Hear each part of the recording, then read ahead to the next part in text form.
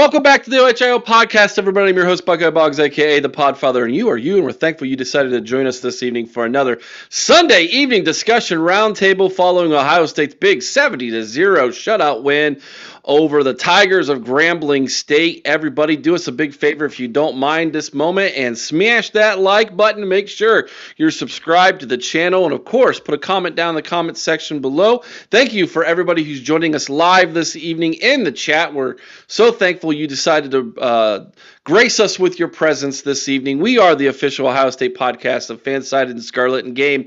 Head on over to the Scarlet and Game. If you don't like the way my face looks, don't worry. You can download and listen to the podcast over at thescarletgame.com or wherever you listen to your podcast. We are also the official Ohio State podcast of The College Huddle. Head on over to thecollegehuddle.com where you can find us and 85 of our other closest friends from coast to coast. Today's episode is brought to you by A Place at Home Senior Care. Is your loved one recovering from a recent hospitalization, stroke, or fall, or living with dementia and needing support at home? A Place at Home Dublin provides home care supportive services like bathing, dressing, mobility assistance, and medication reminders, all in the comfort of home. Learn more at aplaceathome.com/Dublin or call 740-472-8181. We also want to let you know one of our sponsors this month is mybookie.com. Go to mybookie.com, put in the promo code OHIO. That's right, OHIO in the promo code at mybookie.com. Get yourself $500 of insurance, I guess we can call it. Some bet back insurance from mybookie.com.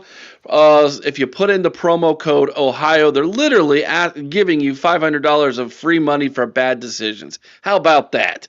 Thank you, mybookie.com, for that. Head on over there, use promo code Ohio. All right, everybody, joining us this evening from the home team, the Wild Man, Chris Wilds, King Buckeye Alex, and our special guest, former Buckeye, national recording artist, author, content creator, my man, Mecca Don with us. Good evening, Mecca. Welcome to the OHIO podcast. What's up, guys? How you doing?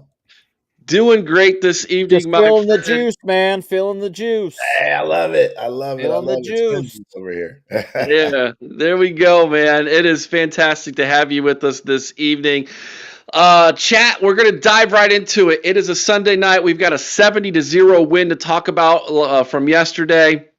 So let's dive into that. Second part of the show will be about Mecca. We're going to ask him questions. We're going to allow you, the chat, to ask him some questions. We might even have a giveaway tonight. We might even do a little giveaway tonight in honor of having Mecca with us this evening. So it's going to be a fun night, everybody. I'll start with you first since you're our guest, Mecca. What was your initial reaction of yesterday's big win at home in the shoe, 2-0, Ohio State? Well, I mean, first of all, it was a dominant win. My son went with me, and he's 8, so he loves numbers. So we were definitely running up the numbers for us to score 70 points. Didn't really skip a beat when our backups came in. I thought that was pretty impressive. But I mean, we expected that, right? Grambling State was definitely a mismatch. I think for us, most fans, we're watching for little things, right? We're watching for, are we disciplined? Are we executing well? Are we are other guys getting involved, those type of things. So for me, I thought it was a really complete game. If I'm being honest, though, there are a couple things that did bother me about that game that are just nitpicky, right? And again, not like big problems, but nitpicky. I don't feel like our defensive line is getting enough push. I feel like they should have gotten a lot more push, particularly against that Grambling team. Texas, fine, but Grambling, I feel like we should have been pushing them back a little bit more. So that's something we're going to have to work on and work through. And then the second thing is I didn't really like our run game until later, until Bo Jackson came in. I didn't really like the run concepts and how, how our run game was actually looking. I didn't feel like we were looking as dominant as we should. But again, that could have been just the plan. The plan could have been to just get Julian comfortable, in his second start, right, and airing the ball out and stuff like that. So I'm nitpicking a little bit. I mean, obviously, I'm very happy about the win. But if I had to take away some quote-unquote negatives, it would be those things. Wild Man. First of all, Eric, just so you know, I think your mic might be just a little bit hot. Okay, thank you. Yeah. Yeah, I mean, I'm with Mecca here. I mean, it was a dominant victory. A lot of really good things to take away from this. Especially I think this is the type of game that fans needed it more than the team needed it, coming off that anemic offense that we saw during the Texas game. I think it was something the fans needed to see more than what the team needed. From the opening whistle, man, they were crisp, clean for the most part. I'll be honest, it's not too hard to Grambling when you've got the talent that Ohio State does, obviously. But the offense, they were surgical. The tempo, the timing, the rhythm seemed right just from the first snap. We didn't start out sluggish at all. There was no let's feel it out process. It was just business as usual, so to speak. Accurate throws, spreading the ball around. The running game, and I think Mecca nailed this too. A little disappointing when we had James and CJ in there. I mean, you look at CJ, and the numbers sound great, 5 carries for 45 yards. But when you realize that 27 of those yards came on one play, that means the rest of his carries were what, 4 for 18? So you're talking about just over 4 yards a carry versus the 9 that he shows. And James People, I feel like we should be getting more out of this kid, given the way he looks, given the type of athlete he's. I feel like we should be getting more out of it. That being said, Bo looked great. So for me, I think this was, again, a game that we all wanted to see. We wanted to see Ohio State go out and put up big offensive numbers.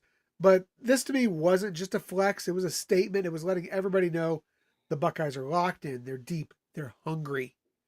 Now the challenge is just proving this wasn't a cupcake feast. It was they're going to be able to do this against everybody. So I think that's where we're at. Alex. Yeah, Mecca took the words right out of my mouth. The two biggest worries for me are that defensive line and the running backs. I'll start with the defensive line. The pressure's just not quite there. Like he said, against Texas, totally understandable. That's game 1. So I kind of expected that out of that first game there. But against Grambling, boy, like I said yesterday during our live show, I expected at least 5 sacks. And until Zion Grady came in garbage time, we only had 1. So definitely got to figure out a way, especially because, we all heard the rumblings about Knowles and Larry Johnson the last 3 years. Well, Knowles is gone. And Matt Patricia and Larry Johnson, it sounds like they're like this. So they got to figure out a way to create more pressure, get in the backfield more with that defensive line. We have the talent there. There's no excuse to not be able to do it. And we're absolutely going to need it that last game in November when we haven't had it as much as we should have the last few years, especially. So, and watching, the team up north last night, that offensive line, they'll get better, but we should be able to take advantage of that this year, especially. So defensive line's got to get better. And like you guys mentioned, the running game, particularly the starting two running backs and CJ and James Peoples. I want to see a lot more out of them, but Eric, you were spot on from the beginning about Bo Jackson. I think RB1. Maybe. We called it with that kid, Eric. We called it when we saw him. Maybe. I think you put him in there. Yeah, he when we saw him in practice, I just saw a complete back. There are things that James Peoples does and things that CJ Donaldson does very well, and they have skill sets that you can utilize within an offense. But Bo Jackson to me is he's a complete back. And I just thought it was a matter of time. I said this after the game yesterday, and I'll say it again tonight. I need to see him with the ones, though. I want to see where this offensive line is. That second string offensive line that ran yesterday, they were making some massive holes. Mm-hmm. But they were also going up against Grambling's second team, too. So, you kind of have to take everything with a grain of salt. Julian Sane, guys. Dude broke the all-time record for starting a game for going 15 to 15, breaking Will Howard's record of 13 of 13, which he set against Notre Dame in a national championship game. So that record was held for 2 games before Julian said, "I'll take that." Dude had almost a perfect game, and I'm so excited to see where this goes. Let me ask this question real fast before we get into our giving our letter grades. He's 2 starts in. Let's compare him to CJ Stroud's first 2 starts, because that's a very good comparison. They both were redshirt freshmen. And Justin Fields' first 2 starts. I'm not so sure CJ ain't ahead of both those 2 guys after their first 2 starts. Agree or disagree, Mecca? Julian, you mean? Julian, yeah. I think he is. And what's exception? This is the thing I love about Julian. First of all, Julian is a sniper, you know. So in terms of just his accuracy, and his ability to process. But the thing that I've been most impressed with is that he doesn't seem to get rattled at all, you know. And in that Texas game, he was as calm as you can be, and he was in some bad situations, specifically in the first half, field position. His numbers, his guys that, you know, All-American, Hall of Fame guys are dropping passes. Like it was, and he was just chugging along. So if you look at him, that to me, I thought he played exceptional in the Texas game. And I know it's so hard for people to see that when you just look at the stats, right? But if you look at the field position that he was given, you look at the fact that there are 4 drops, real on the money drops, not like could have caught it drops, like on the money drops. And then just the stakes of that game, right? And then it being your first start. That to me is what is the most impressive about him, and why he may be ahead is because he seems as though he has a veteran presence already. You know, going against Texas, none of them had to do that, right? Yes, CJ had to play against Oregon, I believe, but like none of them had to go against Texas, number 1 team, that type of defense in the shoe, first start. So yeah, I and then they're just getting started. Ryan Day with that type of talent. I mean, Julian Satan is probably got to be top 3 for Heisman right now. Like, I mean, this is what we're seeing right here is special. It is absolutely special. Chris? Yeah, I agree 100%. I think this guy's on pace to be one of the greatest we've ever seen play in Columbus. He's got just tremendous accuracy. I love his release. And like you guys both have said, the processing, the way he sees the field, the way he can see what the defense is doing and understand, he processes so quickly. I really feel like, to me, he's the complete package. He is a star just waiting. And I think we're going to see it this year. I don't think we're going to have to wait long to see it. I don't think it's going to have to be like one of those things where he sits on the bench for 2 years before we see him come out. I think the next 2 years, this kid's going to, light up the world. And I'm telling you right now, I'm going to call it right now. It may not happen this year. It may happen next. But before he leaves Ohio State, Julian Sain's going to be carrying a Heisman Trophy. Agree. Alex? I won't say he's quite on the level of those 2 yet. Obviously, after the first 2 Julian, games, though. First 2 games. Yeah, I know. I mean, after the first 2 games, I'm not going to say he's quite there yet. I mean, we got to take into account that he played an FCS team, the other 2 didn't. Just in his first 2 games, Florida Atlantic and Cincinnati, and CJ had the toughest 2 games to start his career at Minnesota and Oregon. Yeah.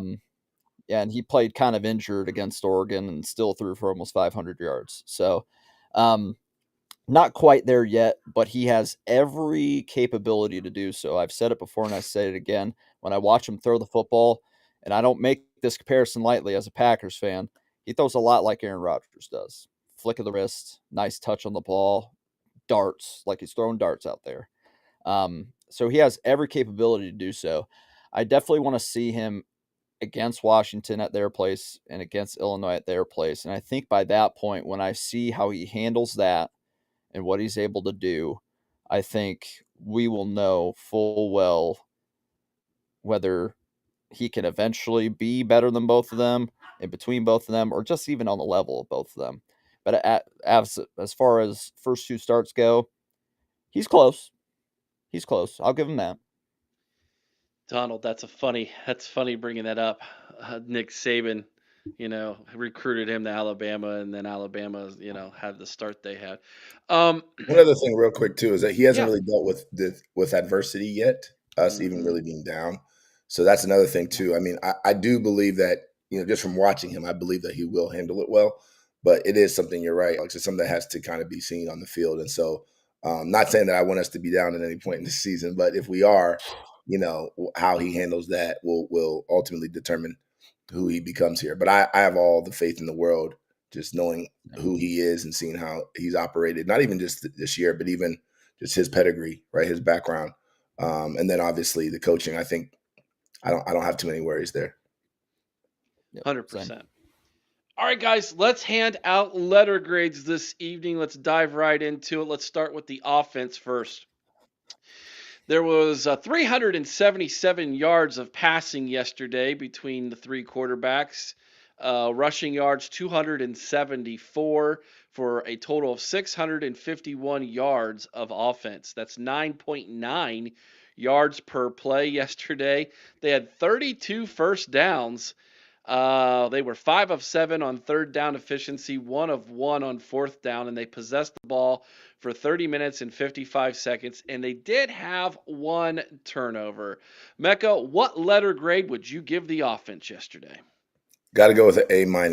I think it was almost an A, but the interception, with that wasn't really a good decision, or at least a good throw. And then our running game, our top two running backs, I didn't see what I would have liked to see from them. But obviously, when you're putting up those type of numbers, you don't want to nitpick too much. But it wasn't a full A, but an A-, which is good. So should be happy about that. Yeah, I was in exactly the same spot, and for exactly the same reasons. Like I said, I kind of joked that Julian Sand was 19 and 19. He just completed one to the other team. Well, the problem is you can't necessarily, we can joke about it, but we can't forgive it.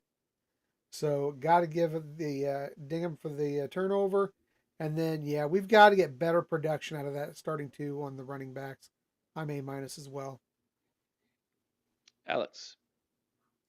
Yeah, right there with you guys. A-. This is what I saw, the 7th game in 7 years where we scored 60 plus points, so I can't be too mad about that. And of those 7 games, it's the only one we got a shutout on. So I'll take it all the way around, especially for the offense here. Same concerns. Got to get those 2 starting running backs going. Maybe even give Bo Jackson a little more playing time in these games, because if he can find the holes, if he has the vision better than the other 2, play your best players. So I'll take it. Go with an A. All right, let's go over the defensive side of the ball. They allowed 72 passing yards and 94 rushing yards for a total of only 166 yards yesterday. That was good for 3.0 yards per play. They did allow 10 first downs. However, Grambling was only 3 of 14 on third down efficiency. They did go 1 for 1 on fourth downs. They possessed the ball for 29 minutes and 5 seconds. The defense did create 3 turnovers. Defensive letter grade for yesterday, Mecca. Oh, God, I feel like I'm being too nitpicky, but I'm going with A- again, man. I obviously it was a dominant performance, but again, as Buckeye fans, we're not watching us to play Grambling State and saying, did we dominate? Yes, we did. We're going to. We know that before the game starts. So we're looking at very specific things. We're looking at position groups. We're looking at rotations. We're looking at how deep we are. We're looking at third down production. We're looking at all those intricate kind of stats. And so when you look at the defensive line, it just wasn't enough push there. It wasn't enough. They weren't wreaking enough havoc. Sorry, my kids are in the background. Future stars, I hear. Yeah. Yeah. So for me, I'm gonna go with an A-. But obviously, how upset can you truly be at that performance in that particular game? But part of it is we're projecting what will happen when we're playing against tougher teams. So A- for me. Chris. You're muted, Chris. I gave him a little bit more love. I actually went with an A. Couldn't give him the A+ because we're not getting enough pressure. But the defense was pretty daggone dominant yesterday.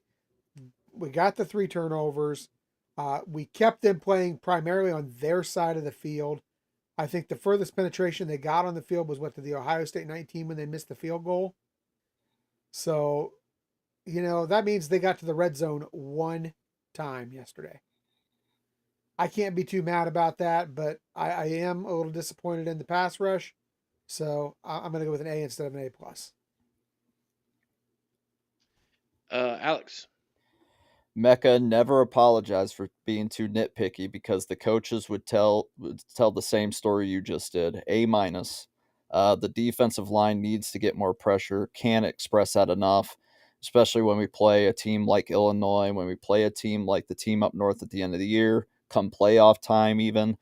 I said before the season in our predictions that I think this defensive line with Matt Patricia has a chance to get 60 sacks as a team in total, as a defensive total, but especially that defensive line could get like 30 to 40 sacks on their own.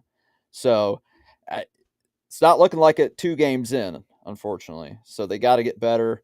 And to be honest with you, 166 yards for Grambling against us, I don't like that either. I think it should have been around 100, to be honest with you. They could call us a lunatic fringe fan base for asking for too much, having our expectations too high. We just know what this Buckeye football program can be on a year-to-year basis and on a game-to-game basis. And we need to see some better things on both sides of the ball. But A-, I think, for this game, pretty good grade. The shutouts are automatic A+ in my book. Doesn't matter who you're playing. So that's the way I'm going. That's the way I'm going with that. We don't see them often half the time, so I get it. Penn State Sports Talk, offense B. I didn't like the Buckeyes run game. Well, I don't like your coaches, so feelings mutual, buddy. I didn't like how you had 13 points on FIU in the third quarter. I absolutely love their coaches, Eric. How can you not love Penn State's coach that can't beat the Buckeyes? Yeah. He's one of our best assets. The Penn State game is literally like 8 weeks away, and we're already going at it. That's why I love college football. Oh, by the way, if you guys want a treat, go get involved into some Washington message boards on Twitter. Those guys, they cannot wait for us. They got a 22 game home winning streak right now at Washington Stadium in Seattle. So that's going to be a good game. That's going to be a good game. Streaks were made to be broken. Yeah. They have a pretty good team, and they have a good environment up there. So that's going to be a good game. I'm excited for that game too. I just remember being told, what was it, 2007 or so when we went up there the last time, Jake Locker was quarterback, and how the Buckeyes had no chance going there because it was such a hostile environment. And Jim Tressel said, oh, my wife agreed with me. Did you guys read that? My wife's agreeing with me. Take a snapshot of that. Yeah. Put it in the camera. Put that right next to my diploma. Yep. That's an accomplishment. I'm kidding. I love you, babe. So there's Bart. There's Bart in the house again, everybody. My buddy Bart. Make sure you're hitting that like button, everybody. Let's get as many people in here as we can tonight. Those are your letter grades from yesterday's 70-0 win over the Grambling State Tigers. Mecca, before we jump into handing out Buckeye leaves, you were at the game. Give me your synopsis or your review of the world-famous Grambling State Tigers marching band. I heard a lot of people were like, that was really cool. Yeah, they're amazing. I've actually seen them perform a few times before, so I had insight into what it was going to be. But they're exceptional. I heard somebody say, they said that like Ohio State was like is band is like Metallica and Grambling is like. I heard that too. Yeah, I heard that too. I was like, Yeah, that's true. Yeah, That's true. and so Yeah. it was. They brought flavor, flair. You know, they energy. They're super talented. So that was awesome. I didn't get to see the end though. I heard after the game, both of the bands stayed together and played together. I didn't see that. I saw it online, but I thought that was amazing. And what a great opportunity. One thing that kind of bothered me a little bit was when they were playing. A lot of times, when they were playing, like there was music playing over them and stuff like that during the game. So you couldn't really. That happened with different stuff, not even just with them. It was like the band was playing the same time songs were playing. It was a little chaotic from that standpoint, but from their talent standpoint and just the show, it was really fun. That's cool. Did you guys say Ohio State was Metallica and Grambling was who? Like I Outcast or yeah, I Oh, forget what I okay. said. Okay. yeah, that type of But the guy said both of them are great bands, just exactly. in different ways. That's They're it. great. Sure. That's Yeah. exactly Yeah. it. Yep, Yeah. Yeah. That That, was that my- makes sense. I loved it. Bobby Mack says, I volunteered at 2nd and 7 this past week. Said hi to Ryan. Thank you so much, Bobby Mack. We are big supporters of 2nd and 7. And so thank you for doing that, my man. And Me too. we just purchased our second little library from 2nd and 7. So thank you to all of you for your donations to help 2nd and 7 and Ryan and Luke and Vrabel and all of the fine ladies down there at 2nd and 7 for what they do in fighting illiteracy in Ohio and beyond. That little library will be going to the city of Marion, and Chris will be managing that one. So we're thankful for that. And just so you're aware, your $200 that you did donate, Bobby Mack, they did apply that to the donation. So I wanted to make sure everybody knew that and was on the same page with that. All right. Now let's hand out some Buckeye leaves, ladies and gentlemen. Let's start here. Mecca, we'll let you go first. Who was your offensive player of the game? It's got to be Julian Sane with that stat line. Just spreading the ball around, making great throws, great reads. That throw that he made to Carnell Tate in the end zone, the catch was amazing, but the throw was also amazing. He was just on point, So it's got to be Julian. All right, and Chris, you're up next. No arguments here. I've got Julian as well. Good deal. Alex. I'll be different. I'll give it to Bo Jackson. He was really great. I'll give it to him. Nothing wrong with being different, man. We like the variety. Variety is a spice of life or a slice of life? Spice of life. Yep. He's lying to you, Alex. He hates variety because that means he has to be more descriptive in his graphic. I just don't like it when it's like multiple people. I'm going to choose 18 different people for most valuable player of the game. You can't do that. Pick one. That's all I'm saying. Unless you're Sergeant MVP, you can't get away with that. Yeah, exactly. Defensive player of the game. Oh, by the way, I went with Julian. Defensive player of the game, Mecca. Wow. Tough. This is chalk, I guess. I'm going to go with Caleb. I mean, the thing about Caleb that's so amazing, if you watch him like on every play, just don't look at anyone else, just watch him. He's one of the best football players I've actually ever seen. Wow. Already. He's always in the right place. He is the true quarterback of that defense. He's a sure tackler as you're going to find. And he does little things that, in terms of even getting guys in place. Real quick, this is quick aside, but somebody told me, I think it was maybe it was Garyon Conley or another former cornerback that was talking about a play last week where I think Devin Sanchez was in, and Devin didn't really understand what he was supposed to do. So Caleb switched with him. Like, I'm going to do what you're supposed to do. I know you know what to do here. So, like, before the play started, like that type of instincts. And I mean, that's just, you don't hear stuff like that. So anyway, I mean, I know that doesn't have anything to do with yesterday's game, but I mean, he's just Johnny on the spot. So Caleb Downs. Real quick Caleb Downs story for everybody. I had a conversation with a former Buckeye who is friends with a head coach in the NFL who said his scout told him Caleb Downs could start for any NFL team today. That's crazy. It's not even close. He's that good. No doubt. That's crazy. Chris, your defensive player of the game. I went with Caden Curry, 4 tackles. He had a sack, two tackles for loss. And hey, one thing that I'm sure he's not going to get credit for is getting out there and throwing a block on Riley Pettyjohn's fumble recovery for a touchdown. So I got Caden. Good one, man. Yeah. All right, Alex, your defensive player of the game.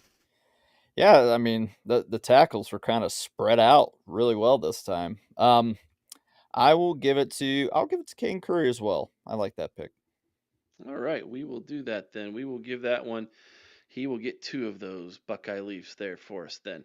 All right, let's go over to the offensive play of the game, Mecca. Offensive play of the game for me was Carnell Tate's touchdown. I mean, I want to give it to Bo because I love Bo's run, but that throw and that catch, that's NFL. That's high level stuff. It doesn't matter who's guarding you. You know, like that's people say, "Oh, it's Grambling State." No, the throw and the catch are about as elite as you're going to find. So I love that play. Chris. I'll tell you, I got to go with the one of what is I think is the second longest touchdown pass in Ohio State history. They said Yes, and it's the longest in the history in the shoe. Yes. Yeah. 87 yards to Jeremiah Smith. And I'll tell you, the defense kind of looked like, you know that scene in The Water Boy where he's going through the Football for Dummies book? Or the part where he's watching the video and he's like, oh, look. Yeah, he got behind us.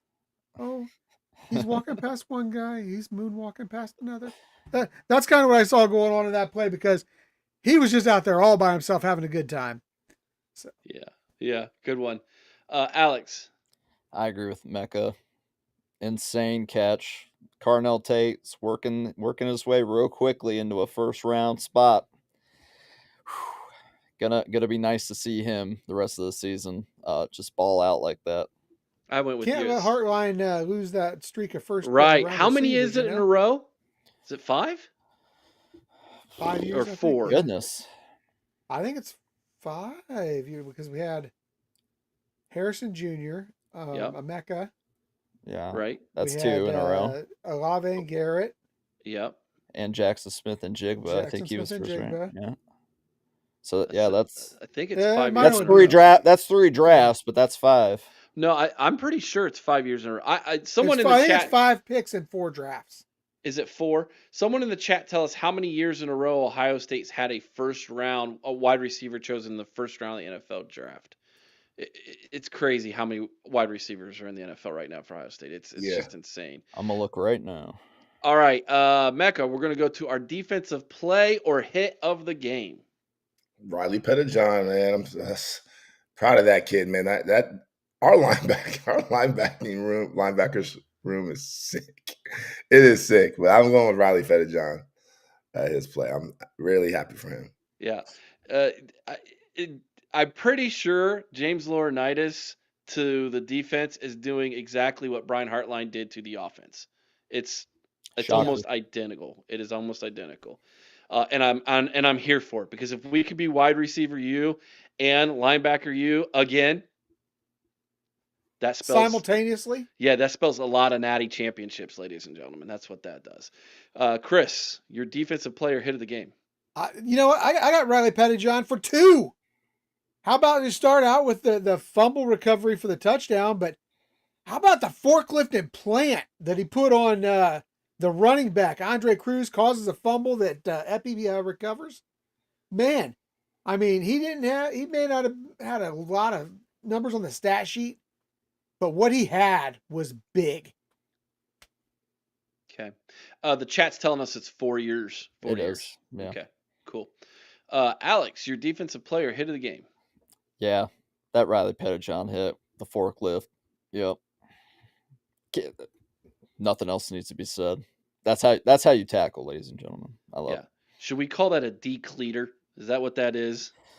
Pretty much close. If Pretty not, sure the full thing. Call it decleater. Mm-hmm. Yeah, that was a massive hit. I was really impressed with Riley Pettijohn's. Boy, they say when you get in the game, make the most of it, and he made every ounce of his opportunity yesterday when he got into the game. And just like Bo Jackson, it leaves you wanting to see more. Coach Day has said, and I know you know this, Mecca, being close to the program, that given the new era of college football that we're in with the postseason, you have to have more depth than you've ever had before. And so you're going to need these guys later in the season. And so it was great to see them get in the game early and get those game reps now so that if an injury happens or a player's having a bad game, whatever, these guys can get in and you have confidence and they have confidence. I've done this already. And so I can do it in a bigger moment. And so the second part of that too is, in this day and age, you gotta have kids in your program buying in and feeling like they're a part of what you're doing early, right? Because with the transfer portal and these guys are getting recruited left and right from different places, they got to feel like there's hope differently than before. They got to feel like there's at least hope that they're being considered, that they're part of the rotation, that they're learning, they're growing, developing, they're playing, they're getting film and, being a part of this thing too. So I think that there's definitely what you said, obviously for depth and experience, and you never know, we're going to need some of these guys down the line, but also for buy-in. Am I even going to get an opportunity here? And that's going to be one of the hardest things to manage right now as a coach, is keeping everybody happy, knowing that you're not going to be able to do that. But that's one of the things that made me happiest about seeing all those young guys in there yesterday. It's like, those are moments that they'll never forget. So it's a great culture builder as well when you're able to do that. So I just wanted to throw that out there also. Yeah, thank you for Eric, doing that. Yeah. Can we give Ryan Day a special Buckeye leaf for actually putting the second and third string in there and letting them play? Yeah. In real real plays, not just three handoffs. Not changing the offense. He let them run the offense. Now, Taven St. Clair, on the other hand, looked like a freshman. But he's going to be all right. I've heard some people talking about he didn't look good. Don't panic, guys. He's an 18-year-old kid, first time in the shoe in a game, third string, he's going to be fine. Don't worry about that. He played good high school competition. He didn't play elite high school competition. No, he didn't. I mean, so let's give a kid time to adjust to the game, the speed of the game. He's going to be fine. Yeah. Not to mention this has been something I've griped about with Dave for the last few years, is he wasn't getting guys in and getting meaningful reps in games where we were up big and we were comfortable, and he'd wait till like mid fourth quarter to start getting guys in. And Julian Sane could have had a lot more reps last year had we done that. So I think slowly but surely Dave's putting these little building blocks together of learning experiences, and that's just going to send him into the stratosphere as this thing goes on. So I was happy to see that yesterday. I did not see Turbo get into the game. I was told their plan is to redshirt him this year. Yeah. So okay. He didn't get to campus until June. He was one of the kids who didn't graduate early. He had to graduate in late May, early June, and so he didn't get on campus until June. So he didn't get those 6 months of development that the other freshmen got. So I think their plan is to just go ahead and redshirt him this year, Bobby.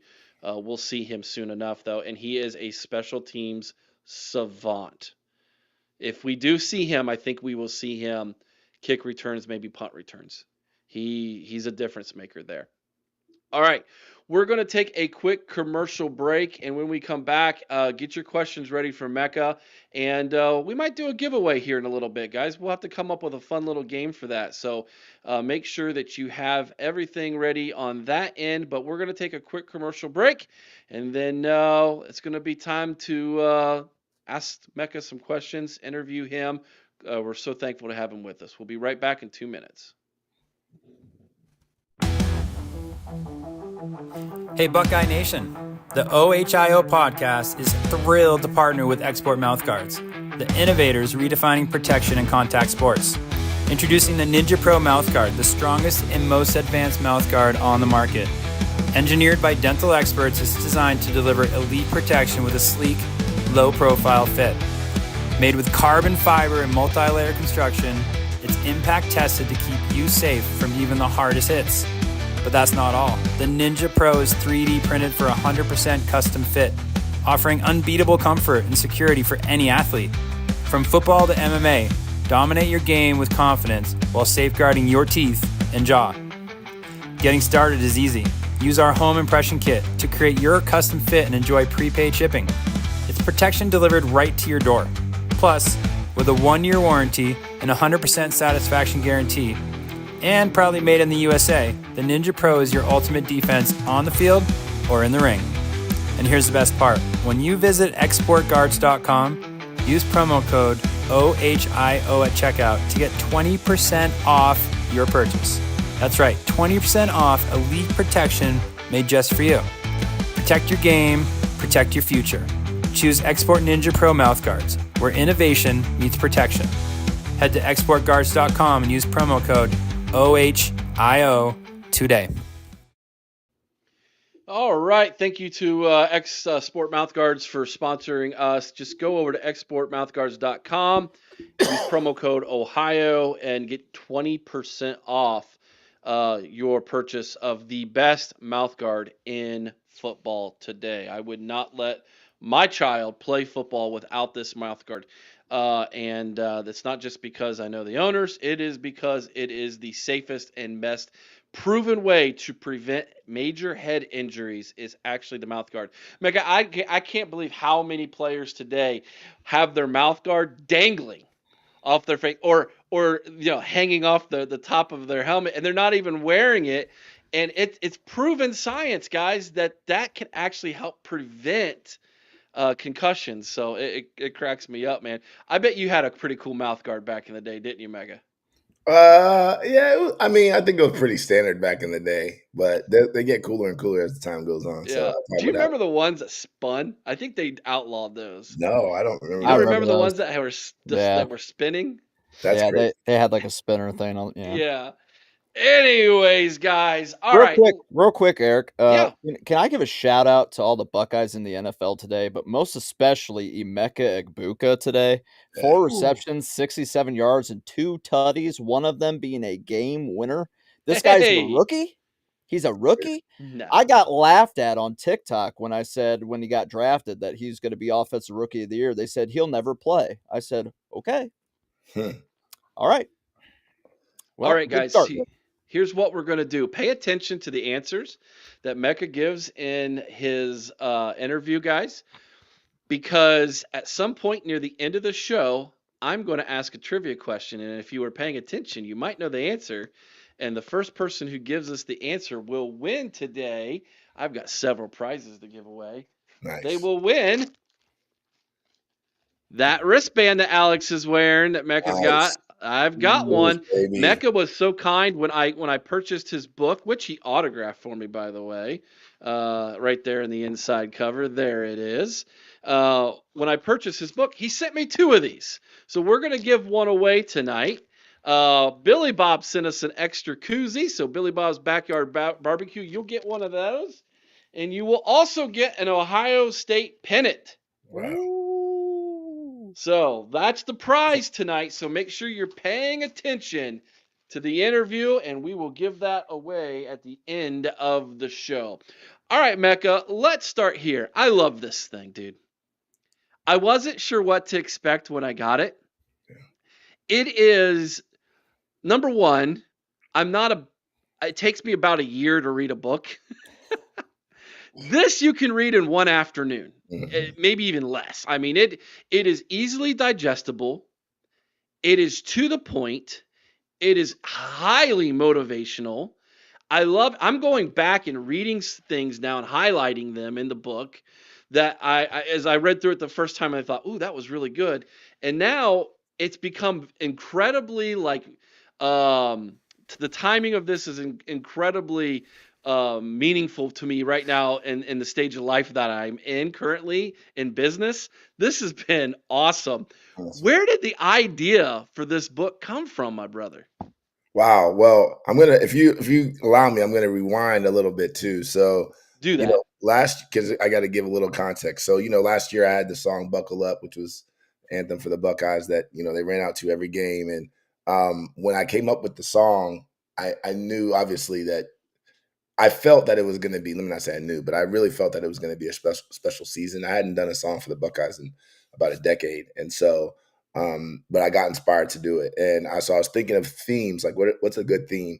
And I think that I don't remember how it came to me, but buckle up, obviously have the word buck in it for Buckeye. So it's kind of a double entendre.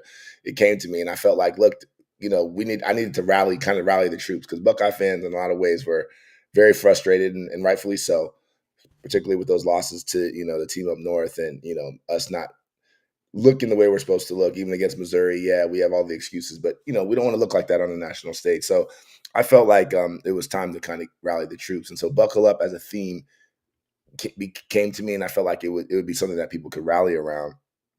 So as the song, kind of grew, we realized that it was going to probably be a big deal. But this is like before the season started.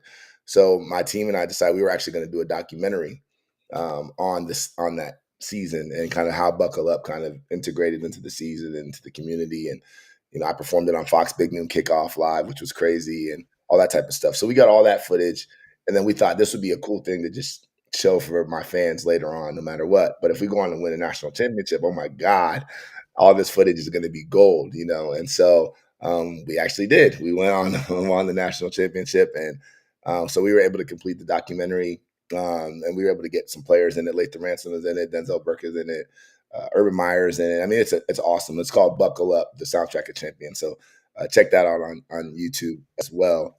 And along that process, and just for many years, I think people, one of the most common questions I get is how or why did you do this, or what inspired you to do this, or how did you make this work, that type of thing. And so I've always kind of wanted to write a book, and kind of put it in a digestible form, like you said, Eric. But I didn't want to write something that was just so long and drawn out. I wanted to get to the point, right? Because I feel like there are things that I think are tried and true kind of tips, plays, so to speak, that have kind of helped me. And every single part of every single success that I've had, and or failure, it's kind of the same things kind of come up over and over again, right? Believing in yourself, overcoming self-doubt, being present, being where the action is, following, what the greats did before you, all those type of things, right? They all kind of become the same thing, or seem to all come back to the same thing. So I was like, let me write it in a book. And so when we put out the documentary, I decided I was going to put out the documentary and the book at the same time. So yeah, that was the inspiration for it. And man, the response has been amazing. So just really grateful. Tell everybody where they can purchase the book at. And are you still doing an autograph way to get it autographed? I saw Lisa said that was really neat that you autographed it, and he personalized it, man. It's to me, so I can't give it away, folks. Sorry, it's my book.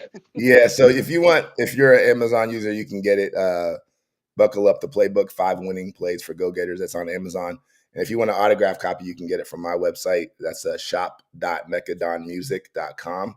And right now we're still running a limited promo, Eric, as you mentioned. If you order an autograph copy from my website, shop.mechadonmusic.com, we'll also send you 2 free Ohio State Juice wristbands. So we're going to run that for probably just a little bit longer. But yeah, those are the 2 ways to get the book.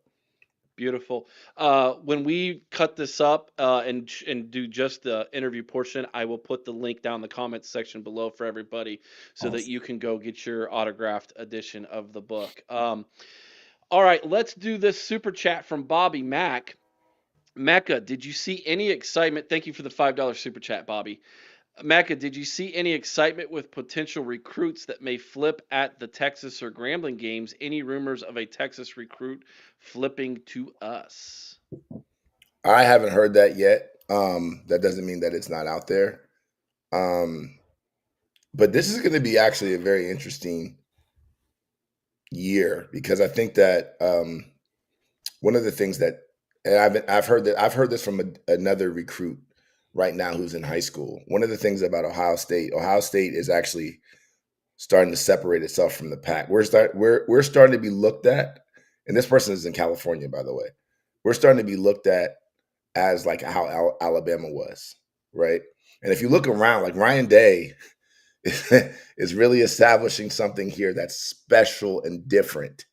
And this is from a development, it's from coaching, it's culture, it's money, right? I mean, like all of the things that you would want in a program at one time, we have. And there are not really that many other programs that are competing with us right now. In fact, I said this the other day, the fallout from, so I was talking to another recruit, a current player's parents, and you may be able to figure it out, but I don't want to say who because I didn't get permission to say it. But I asked them where they would have gone if they didn't come to Ohio State. And this was just last week. And they told me that they would have gone to Alabama. But that when Nick Saban left, they were like, we're not going to Alabama. And they came to Ohio State. And I just wonder, like, and I said this on Twitter the other day, if there's so much fallout from that Nick Saban retirement, that's spread across the country, right? I would love for there to be a 30 for 30 eventually on like, what did that mean when he left and all the different branches and things that sprouted from that. But I digress a second. But I do think that we are that program now. And so there's going to be more people that are going to want to come here probably than we're going to be able to take. So, to the specific question, I don't know that yet, but I think that's something that we'll be hearing from pretty soon. Yeah. Before I turn Alex and Christopher loose and let them ask some questions, I do have to throw this up there for you, Tyler. Tyler is our residential I hate Michigan more than anything in the world fan. We love you, Tyler. By the way, Eric, Alex, Chris, Mecca, can we give a shout out to Boomer Sooner? Boomer. Boomer.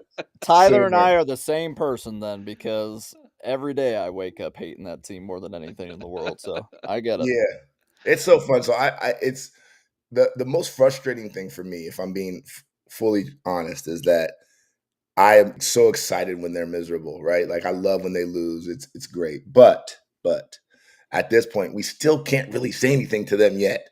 We got to go beat them. You know what I mean? Like even if they lose every single game this year, it doesn't matter until we beat them. That's how I feel now. I haven't always felt that way, but when you lose 4 in a row, and it's specifically the last year's game where you don't have any excuse, it's like I don't get the enjoyment that I want to be able to get out of it. You know, it was so much more fun when we were beating them and they would lose games like that. Then we could clown them and clown them and clown them. But right now they can just say, well, you can't beat us, and we kind of got to shut up, you know?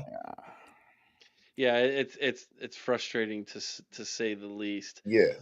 When you want to get online and you want to laugh, but at the same time you already know what the response is going to be. 100%. It's going to be 13-10, 4 in a row, 1,000 some odd days, whatever they're going to say, right? That's what we would do. Yeah, 100%. You know the best response to that, Eric? What's that? Is it's been 28,483 days since Michigan actually won a legitimate outright title. Well, according to the NCAA, though, it's, What do they know? Kevin Cowgill just became a member. Thanks, Kevin. We appreciate that, my friend. Thank you for supporting us here at the OHIO podcast. All right. Let's do this. Let me ask one more question, and then Alex and Chris, you guys get your questions ready, and then I'll manage the chat for the rest of the evening. Give me one thing. Now, a lot of you might not know, Mecca went on to become a lawyer. He went on, became a rapper, a content creator, a producer of a movie now. Am I right about that? A documentary. Yep. An author.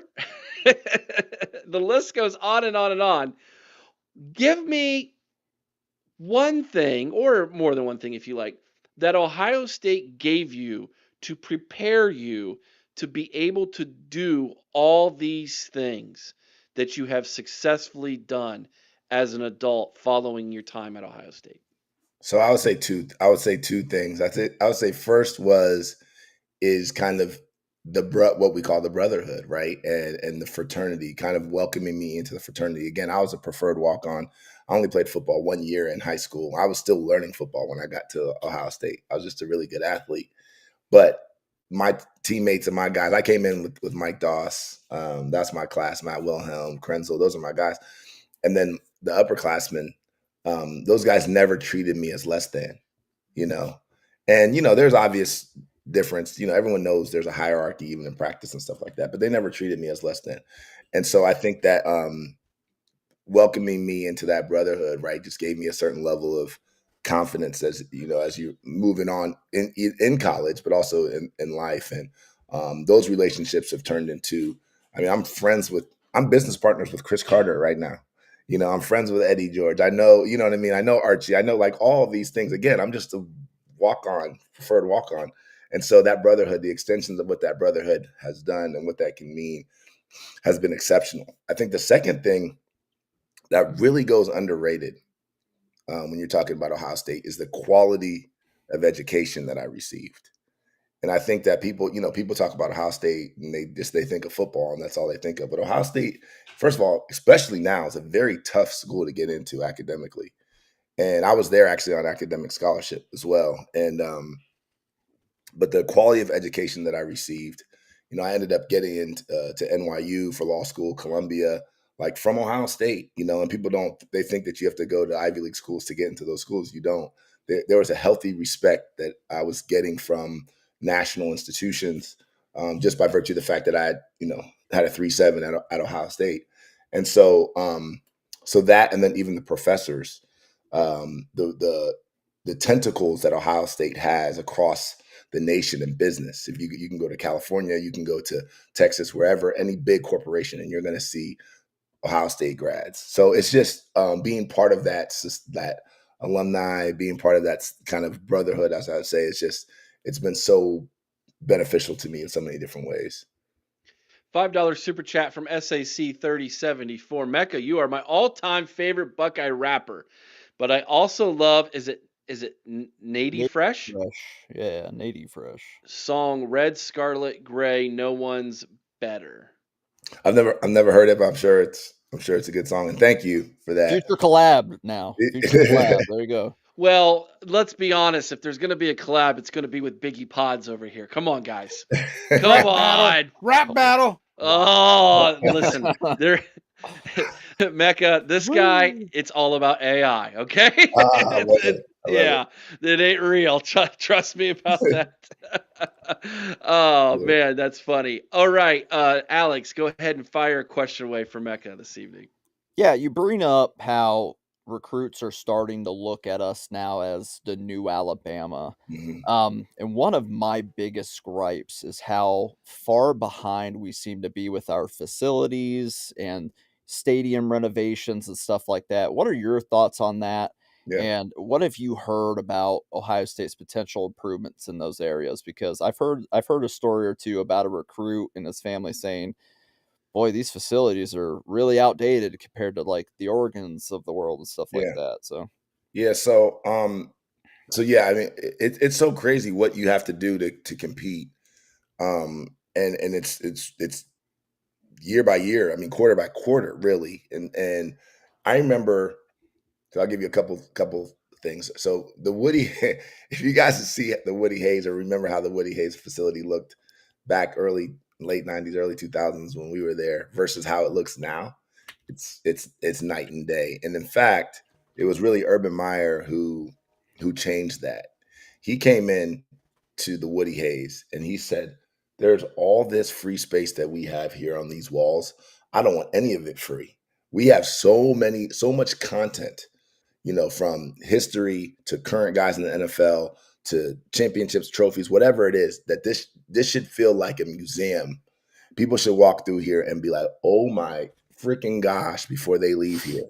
And he literally transformed the Woody Hayes as a result of kind of that thinking. And it takes that kind of that next level thinking and understanding to get to that space. But the next thing is money, right? You have to invest. And I actually had a meeting with Ross Bjork, probably the month that he was about to start at Ohio State. And we just talked about a bunch of different things. Gene Smith is one of my mentors, and he actually introduced us. And so it's kind of just talked about a lot of different stuff. But he did tell me that there's a lot of money that's going to be invested into renovating. They understand. And then also some of the game day changes. I was impressed by some of the game day changes that I saw yesterday. Is way more modern, right? I think at Ohio State, there's a balance between relying on tradition, that very traditional kind of thing, which is cool. And I think that there's a ton of value to that. But also understanding that there are new fans, there are new recruits, there's new just energy in the world, right? And there's certain expectations people have, particularly if you're going to be charging people hundreds of dollars, you know, for a ticket to come into a game, then this better be a show, not just what we see on the field, but we want to see fireworks. We want to hear music. We want to have contests. We want to win free stuff. We want to see ourselves on the screen, all that type of stuff. So I think there's a concerted effort that Ohio State is making to kind of make those improvements. And then one last thing I will say that's interesting about Ohio State, and it's probably true for every school, but I remember meeting with somebody pretty high up at Ohio State, and this wasn't even Ohio State athletics. And they told me that sometimes they don't even know who the actual decision maker is for certain things that happen at Ohio State because it's so bureaucratic. Is it the board? Is it the donors? Is it, the vice chancellor? Like, who is it? So sometimes there's confusion with who actually is responsible, who actually has the authority, rather, to make certain decisions. And sometimes that means that some of the things that we want to see move slower than we probably want to see them. And I guess that happens with big institutions. But at this point, you got to compete. The Oregon, they're not going away. Those facilities and the Phil night, that's only going to get bigger and better. So, so I think that we're understanding of that, but we got to move. Yeah. Team Up North even has a nicer locker room than we do. And I'm, being the institution we are and the football program we are, and if we are going to be, quote unquote, the new Alabama, we have to be the best of the best. Yeah. So I agree. I definitely like all those points that you made for sure. Yeah. Chris, they got a better locker room, and man, they just got that tremendous tunnel that never causes any problems. Boy, ain't that the truth? Golly. So many hats. You talked about it: lawyer, athlete, rapper, entrepreneur. How would you say those different hats that you wear really influence your creative process in your professional life? Oh man, so it's such a good question. So I think one of the things for me that I've realized, because a lot of these things seem like they're disconnected or disjointed, right? And in times I've kind of felt like they are, and I think it's probably because that's kind of what society has told me. But then I came to realize that really at the end of the day, my purpose is all the same, which is to do meaningful stuff, to be inspirational, right? To so those and you can do that through law, you can do that through music, you can do that through whatever. So they've all kind of connected. And I think then the other thing is, I draw from all of those experiences. Just even musically, for example, like I grew up listening to everything, like all the white hair bands. I listened to Prince, I listened to Bob Marley, Michael Jackson, obviously all the rappers and hip hop. So my perspective on music is very, very different, and I use all of those elements when I'm actually creating as well. And I think that that's part of what's created kind of a, when I'm creating like anthems, particularly, you have to understand there's a large cross section and different like demographic of people who are Buckeye fans. So how can you create something that obviously everyone's not going to like it, right? But how do you create something that a 2-year-old kid will like, all the way up to a 97-year-old grandmother, and somebody in from east side of Columbus, somebody in Upper Arlington? How do you create? These are all Buckeye fans, and they all matter equally. So how do you create something that can appeal to everyone? And I think all of my experiences have allowed me to kind of understand people, right, and understand energy. I really understand like the collective energy of Buckeye Nation. That's why I think Juice was really successful as a song, because I think it tapped into a lot of those different elements, and you didn't necessarily have to love hip hop to like the song per se. And so, so I think all of those things have kind of really helped me just understand people and understand marketing and understand just how to connect with people. So it's been great. Sean Schrock submits a question for us. Sean, I hate this question. He interviewed you back on the Buckeye Lounge about a month or so ago. Caleb Downs or Mike Doss? Thanks for coming on tonight and coming on the Buckeye Lounge. You're the best. It's an impossible question to answer. I saw this question pop up, and I was hoping that you guys would miss it. One thing about Mike Doss, the second that he walked in there to Ohio State, you knew he was special. And this is special amongst special guys, right? And Mike was so in practice, Mike was feared in practice as a freshman. Guys didn't want to come across the middle against Mike, and this is his freshman year. I remember, he was a leader. He was just different. He was built different. Mentally, he was different. And he was that guy from day one. And I saw that up close and personal. So that there's a little bias to my answer there, right? Also, when you look at kind of what Mike means to Buckeye Nation, right? What he did coming back, right? Being an Ohio kid, and then coming back and winning the national championship and taking down arguably the greatest dynasty in the history of college football. I mean, Mike is still he's still at the top, right? But from a talent perspective, Caleb is something that we haven't really seen before. Like he is so elite mentally and physically, and the combination of the two that, I mean, you're talking about, this is a guy that's probably going to go down as an NFL Hall of Famer, right? So I know that's not really an answer, but if from a just a pure talent perspective, I think Caleb is one of one. But for what they mean to Buckeye Nation, I don't think Caleb has passed Mike yet. Now, if we win another national title this year, then the argument gets a little crazier. But I think right now Mike is still atop. Snoop Dogg or Dr. Dre? Oh wow! Let's lighten the mood after that. I was about to answer, and then I slowed down real quick. I'll have to go with Dr. Dre just because he's produced so many talent. I mean, he's produced Snoop, he produced Eminem, he produced 50 Cent, he produced Kendrick Lamar. I mean, he's like, I don't want to say responsible, but he's partially responsible for a lot of, NWA, a lot of the music that we grew up on. He's partially responsible for creating it. So I got to go with Dre. Best rapper today is who? Kendrick Lamar. Okay, it's not Mecca Don. Come on, man. Come on, bro. Let me tell you something about that real quick, if you don't mind. So as artists, and you guys may be like this in your professions as well. There are certain people that you're like actually jealous of, right? You're like, how are you that good at what you do? I think I'm good. So it's not that I'm like insecure about my skills, but like, how are you that good? Kendrick, Andre 3000, Tupac, somebody mentioned Tupac. He's my favorite of all time. I'm like, how are you that good? Like, I'm actually jealous in the fun, not really, but you know what I mean?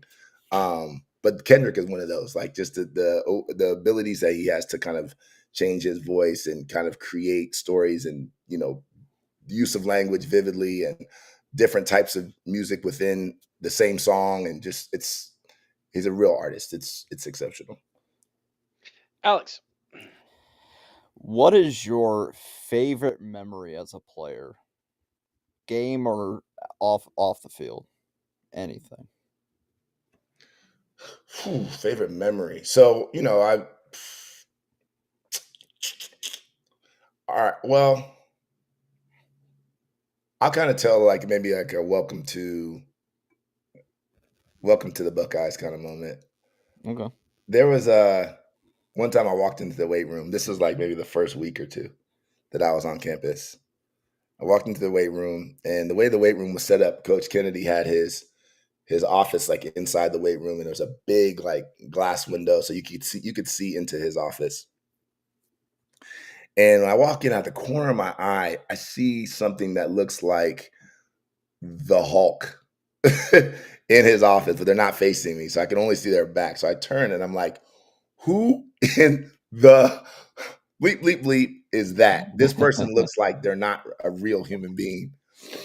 So I'm like, literally, I remember this vividly. This is, 20-something years ago. I remember this vividly. So I'm like literally staring like, I need this person to turn around because I have to see who is this person. And they finally turn around, and it was Eddie George. And I was like, oh my God, this guy. I mean, I always knew Eddie was big, but this guy looked, and I was like, oh, okay. And obviously he was in the NFL at that time, just a couple years removed.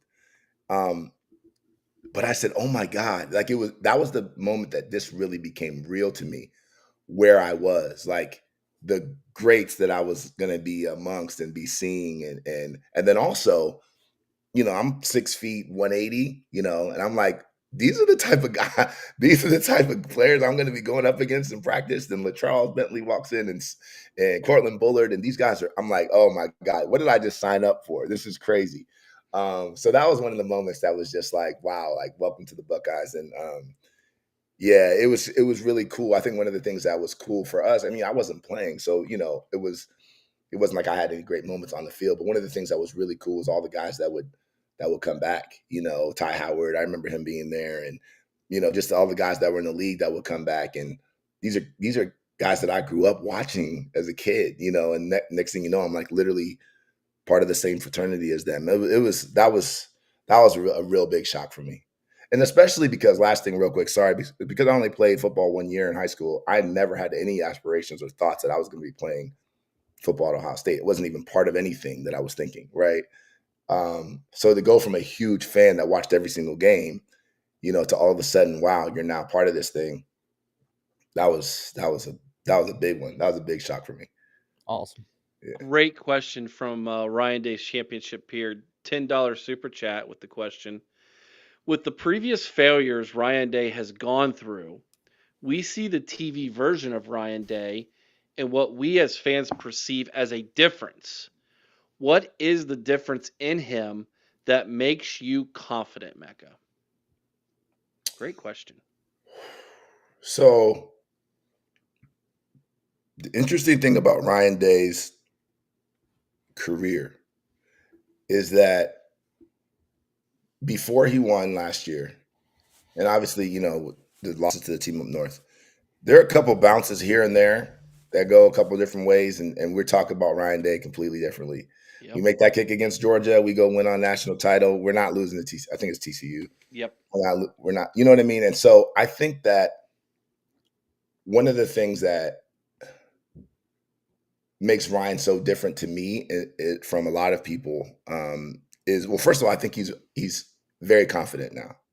I think he got that. He knows he still has to beat the team up north, but I think that he's won so many big games now, and he's understands that heartache. I think in a lot of ways that he went through, I think has grinded him a little differently, right? How hard he is on himself now is probably different than it was before. I know he's not asleep right now. He's thinking about that game against the team up north more than he's ever thought about it probably in his life, But one of the things that I always thought was special about Ryan, and this is not exactly a direct answer, but something that I think is so special about him is that he is extremely competitive, and he demands excellence from his players. He grinds them, right? But at the same time, he's been able to be a guy that they all love and respect, right?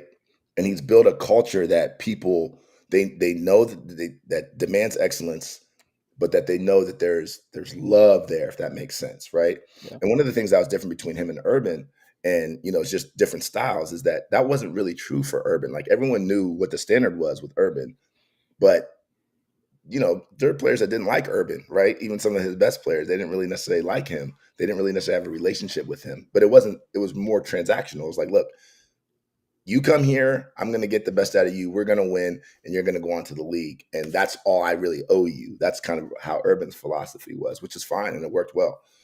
But Ryan has that, but he also has that kind of compassion part that makes the program, that makes you want to be a part of it, that makes it feel familial, right? Like, you really feel like it's your family. You really feel like these are your brothers. You really feel like you're building something that's different. So I think that he, winning the national title got a monkey off of his back. I think it's made him a little looser in terms of just like, he can breathe a little bit. But I think it's also, it's like, there's real competitors. Once you get that taste of victory, the true competitors, that's not enough, right? It's not, they don't go like, okay, now I can sleep. In fact, sometimes for the real true competitors, that makes you it makes you even hungrier. And when I see Ryan now, I look at somebody who is hungry, because the thing is Ryan is actually putting himself in position to go down, not as just one of the best Ohio State coaches of all time, obviously, which he already is, but as one of the goats of college football. He has the ability to really build a dynasty here, and I think he smells blood. And I think that's the difference right now. I think he really understands what this thing can be. And so I love watching it. I got to go to practice and just watch him. He's super intense. He doesn't let anything slide. Somebody had mentioned earlier that I think when Bo Jackson fumbled the ball out of bounds, like him and Locke were in him. I mean, like, they don't care. We're up 70. It doesn't matter. Everything matters, and so I think he smells blood, and I think that's probably the biggest difference right now. You know what that reminded me a lot of when they were yelling at Bo Jackson? Mhm. Reminded me a lot of Nick Saban in a game where they were up like 50 some points and he was shouting nickel, and to call the timeout with under 30 seconds to go because you demand that perfection. So because everything matters, and that's the thing that you start to realize. When you're Ryan, you start to realize the difference between winning and losing literally can be the timeout in the wrong time, a false start at the wrong time. It could be it's really truly a game of inches and a game of, just small things that can change the outcome of a game. And he's dealt with that heartache, even in against the team up north. Almost all of those games we're one play away. If Kyle McCord doesn't get hit on that and Marvin catches that, we probably win that game, believe it or not, right? So there's always these so I think that he's not relenting, but he's still doing it in a way where the players are buying in. And that's the balance that I think is almost impossible to find. Dabo's kind of done it a little bit, even though I don't like him. But it's really hard to find that balance. Yeah. Well, Ryan Day apparently does, from what I've heard. So yeah. But yeah, I totally agree with that. And I had a lot. I said it on our live show yesterday that I've had a lot of opposing fan base friends of mine when they saw him before the Texas game. They said, "Boy, he's got a different look to him." And I've said it too. I said, "Boy, if he just gets one win against that team up north, oh yeah, he might not lose to them again for a while." Mm-hmm. So just got to get that one. He's got to get it, and he knows he has to get it. And I think that he smells blood in the water as it relates to that team up north. And just, I think he doesn't. I think he truly doesn't believe they're on our level, right? But he knows he has to prove that. But I think he smells it nationally. Like I said, I think he knows what we're doing at this program right now is special. What we're building here is a machine, and if he can keep that going, this could be one of the dynasties that people talk about, like they talked about Miami or Oklahoma back in the day or whatever. So, I'm really looking forward to it. Chris. Same. Just a side note on Ryan Day before I ask my next question. You guys realize that if he wins 3 more games in a row here, he actually becomes the winningest coach in college football history by winning percentage. Really? It's crazy. He will surpass Newt Rockne at that point by winning percentage. Woo! It's crazy. It had to be Notre Dame. You were gonna throw some shade at Chris. And here's the thing too, real quick on that, just real quick, is that if you talk to other fan bases that are not necessarily in the Big Ten, or even if they are in the Big Ten, they think we're nuts for how we've treated, so to speak, Ryan Day, right?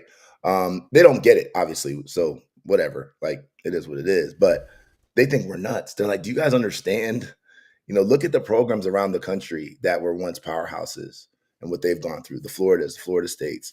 Even look what's happening in Alabama right now, Miami, Nebraska. These were, people don't know. Some of these, if you're just new to college football, you might think this is the way it's always been. It's no.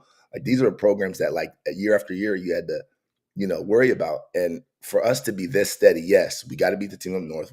I get it.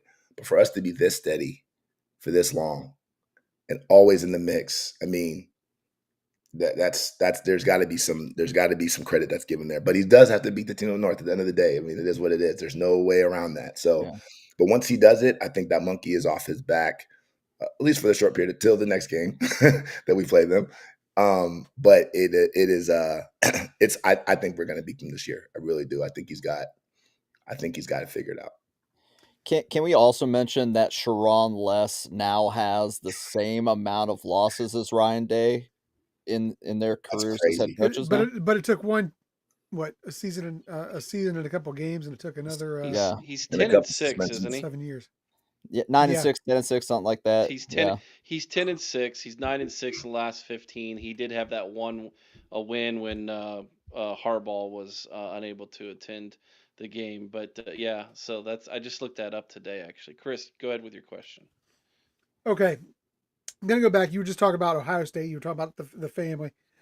How has your family, your faith, your Ohio community influenced you in your journey and in your decisions? Yeah.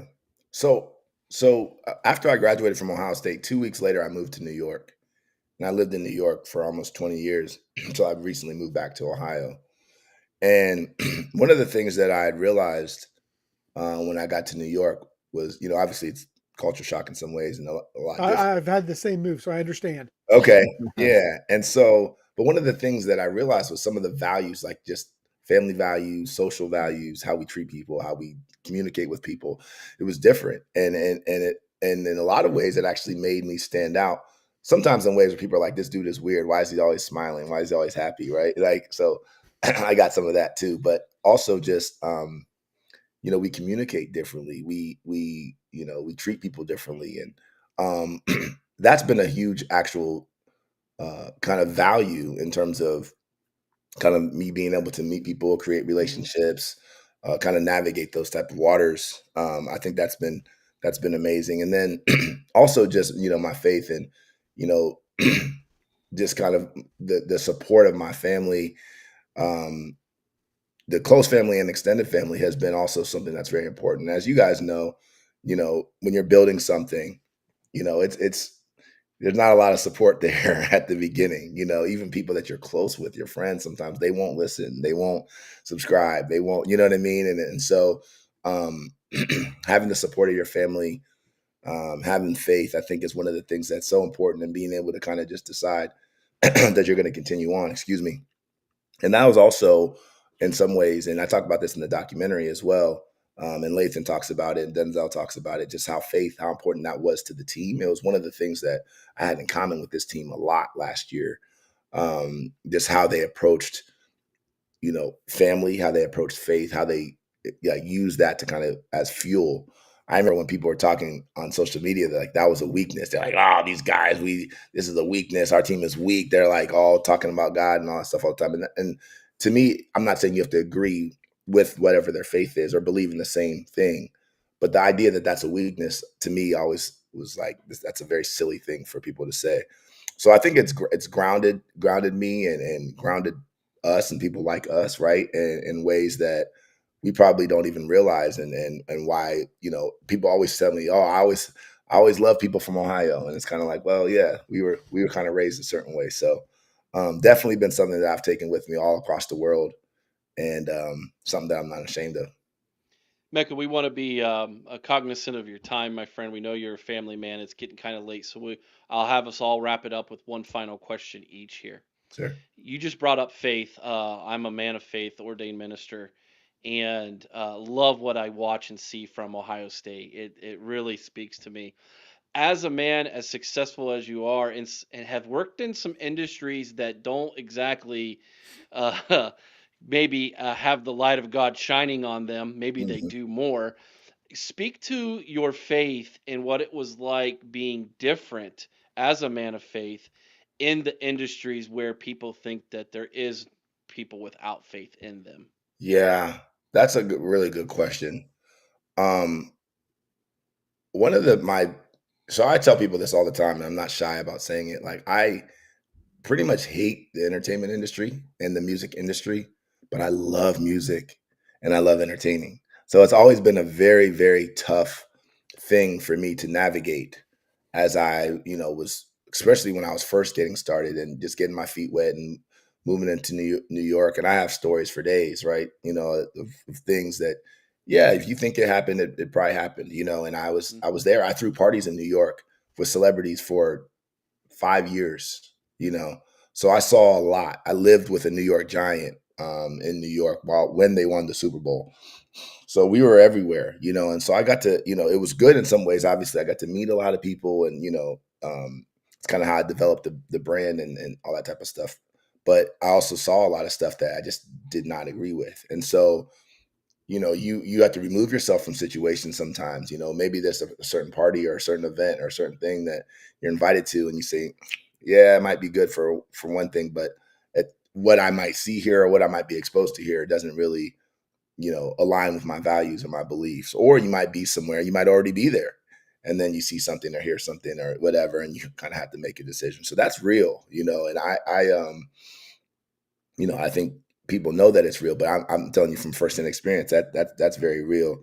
So that's always been a challenge for me. But honestly, if I'm being honest, if it extends into other parts of my life too that are not really industry related, right? Just the values that people have, and I'm not judging anybody. I'm not God, but I you constantly have to make decisions of who you want to be around, and how does that affect you? How does that affect your mental space? How does that affect your brand, your reputation?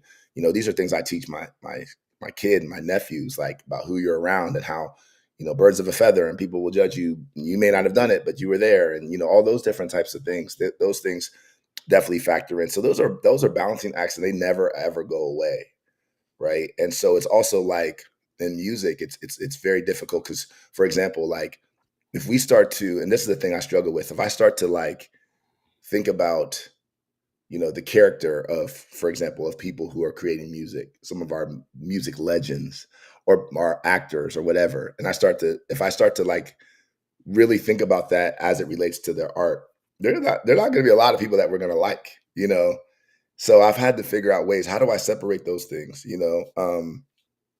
while not also judging, so that's a great question, and it's a really hard thing to do. But I think at the end of the day, for me, I always remember, why am I doing this? And I think that's why purpose matters so much. Me having a purpose has been the thing that has always kept me grounded and kept me going. And so anytime I would get in a situation, I would have to remind myself why I was doing this. And then that would always kind of make sure I was doing the right thing. So great question. Alex, final question, man. So you mentioned how you get to talk to some recruits and stuff like that. Obviously, I know you're a big presence on Twitter, so you are no stranger to Buckeye Twitter. I am a very guilty party of overreactions at times. But a lot of people are panicking about this recruiting class right now. People I've talked to said, well, this recruiting class isn't as talented as ones in the past, and that's why Ohio State maybe isn't going for a lot of the guys they usually would go for. What are your thoughts on that? What could you say to Buckeye Nation to calm them down a little bit, saying, hey, we're still a top 10 class, Yeah. And what do you think we can look forward to with recruiting going in the future? So I'll say this, and let me preface by this. One of the things that I've promised myself as a Buckeye fan to not do is to go into the weeds when it comes to recruiting. Like, I just promised myself I won't do it.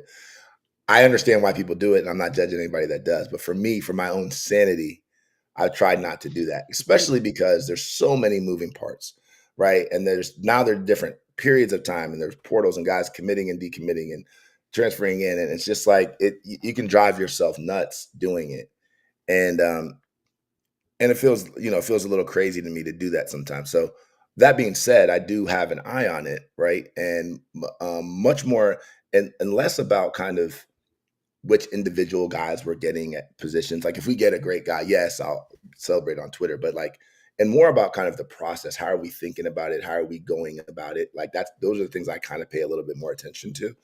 And I think that this is a very unique time in recruiting. For example, if you're a high school athlete right now and you're like a 2-star, 3-star, it is not as easy to get offers as it once was, And so there are so many different considerations that you have to think about. You have to think about, transfer portal. You have to think about money, right? You have to think about roster construction. You got to think about, who's coming in and who's going out, who's going to the draft. What do we have to replace? So many different things that you have to think about. And so I know, and I've, again, I haven't stayed all the way up to date with where we are and all that type of stuff, but I know that people are panicking a little bit. But one of the things that I'll say is that one of the things that we have consistently gotten right for like a long time is recruiting, right? So I believe in, I know that Ryan Day specifically, his emphasis, yes, development matters and it matters, but you got to get great players, right? You got to get great players. So I think Ryan knows that, and I know, and even with conversations I've had with Ross and conversations I've heard about, I know they know that. So I trust that there's going to be a crazy emphasis on that. I think that it's right now it's kind of a little bit of a murky time. There's even some legal stuff like you got to figure out and make sure. And Ohio State is pretty conservative when it comes to some of that stuff, and I know that annoys people, but I have all the faith in the world that we're going to figure it out. And the beautiful thing about it is that we actually have the resources to figure it out. We have the program to figure it out. It's not like we're some remote program that got lucky and got hot for a second. That's not who we are, So this is something that we have figured out, and we will figure it out. So yeah, I mean, but I think we keep the pressure on. That's what we do as fans, right? That's what we do as the Buckeye community. I don't think there's anything wrong with that. I think that comes with the job, that comes with the territory. And sometimes our voices being loud about an issue, it creates enough murmurs in the air that it gets into the program. And then people start to say, okay, wait, hold on, let's make sure we're evaluating this thing correctly. So I don't think there's anything wrong with that, but I do think that we should have a trust in what we've done so far, and and believe in what we're bringing in and what we've brought in, and then also the development, which also matters as well. And then Ryan Day's track record, I mean, has been amazing. Even the transfers, like, come on, man, like Josh Simmons, yeah, like, that was a gem. Come on, man. So I think we got to give it a little bit of patience, and but I trust that we'll figure it out. Chris, final question, man. Yeah, it's going to be kind of a deep one. I'm not going to lie, kind of deep one.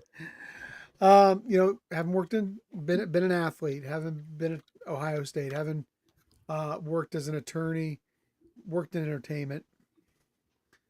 What does success mean to Mecca Don specifically, and what advice would you maybe give young people, specifically young athletes that are coming out or maybe feeling stuck right now? That's I'm so happy that we're ending on this question, because that, even in the book, and not to shout out my book again, but that's one of the things, one of the plays, it's 5 plays in the book, and I think play number 2 or 3 is define success for yourself. Number 2. And I had a hard time with that when I was younger, and still do to a certain degree, but not as much, because I think that society kind of has their definitions of what success is, and that's what we kind of buy into, right? So, and we a lot of times adopt whatever society thinks, and that's not even just on success. That's on like whether to get married or not, whether to have kids or not, where to live, like everything, where we buy, what we eat, right? It's all influenced a lot of times by society. So I think one of my main pieces of advice is to take a step back and define what it means for you. For me, I define success as being able to continue to have meaningful relationships with people, inspire people who feel like I am someone that can inspire them. When people leave a conversation with me or leave an interaction with me, that they feel like that was a positive experience. I think because at the end of the day, for me, I think all we're doing really is just sharing energy, right? And so for me, I think that I feel a responsibility to share positive energy, feelings, emotion, being honest, right? And but then also using my experiences and kind of giving back, so to speak, or at least speaking to the next generation. So I talk to a lot of young guys. I talk to players on the team, high school kids. I'm in schools, elementary, 2nd and 7. I'm a big 2nd and 7 guy.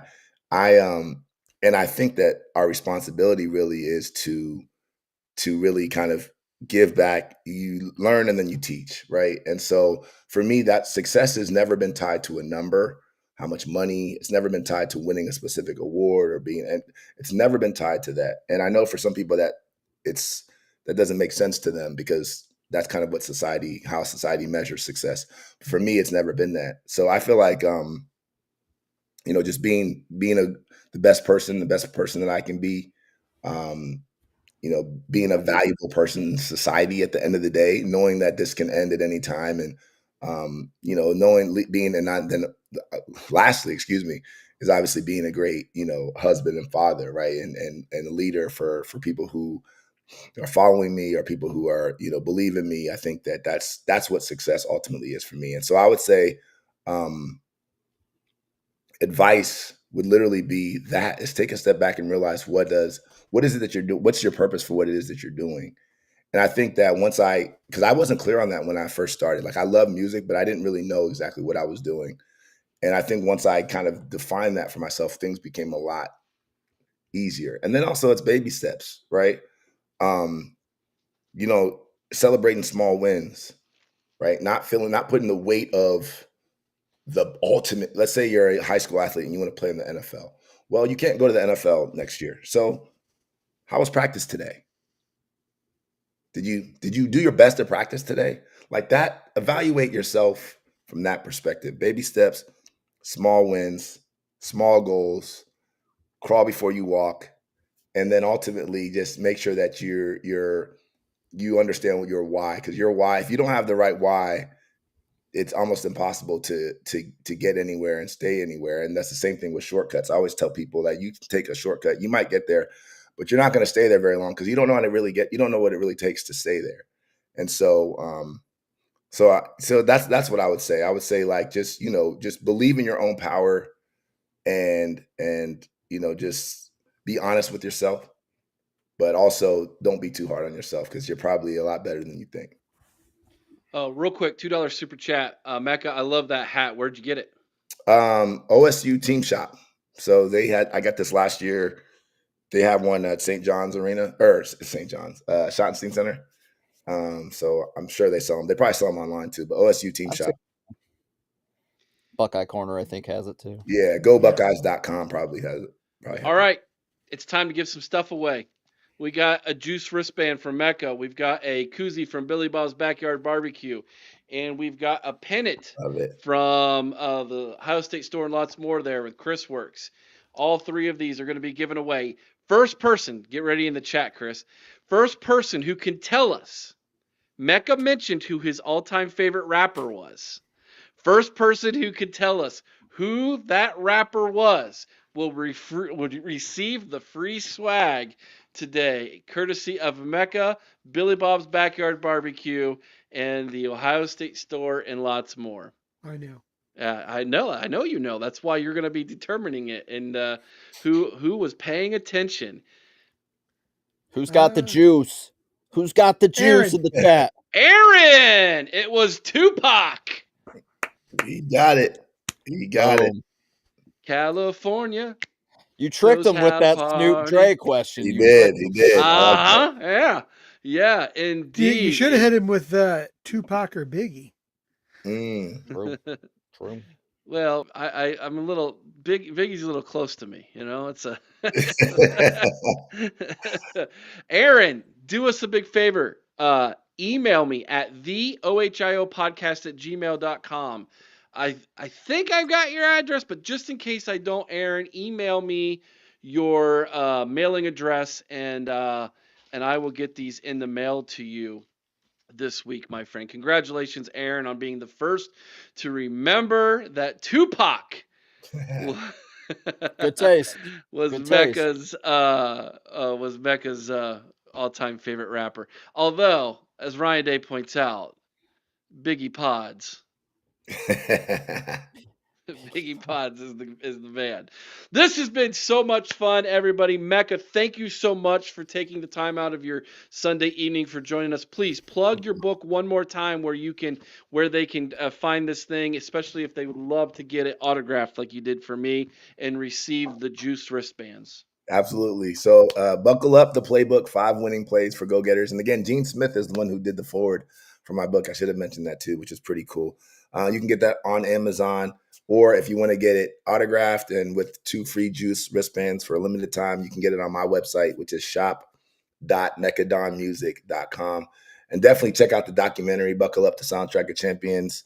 That's on my YouTube, youtube.com/Mecadon Music. Like I said, Lathan Ransom is in there, Denzel Burke, Urban Meyer, Chris Carter, Shelly Meyer. I mean, Buckeye lore is in there. So go and check that out. It's really amazing too. And I appreciate your guys' time. Thank you. Aaron says he never wins anything. Well, you did tonight, buddy. You did tonight. So congratulations, man. All right, guys. Tomorrow night, Chris will be doing the call-in show tomorrow night, 8 p.m. tomorrow night. Buckeye Lounge, 8 p.m. Tuesday night. The Ohio State preview, 8 o'clock Wednesday night. We have a guest coming on for that. Thursday night will be the Buckeye Ladies at 8 p.m. Eastern. All of it at 8 o'clock. 10 a.m. in the morning Saturday will be the call-in show with yours truly. And then 7:30 for the Game Watch here on the OHIO podcast. All of those are the live shows. We'll have many, many more videos for all of you. Go check out the website, theohiopodcast.com, for your articles, links, etc. Again, thank you so much, Mecca. Thank you, Alex and Chris, for joining us here tonight for the home team. As always, be kind to one another. I owe someone's OH. Sing Carmen, Ohio with all your heart. Till next time, you all know what to do. OH! I Go Bucks!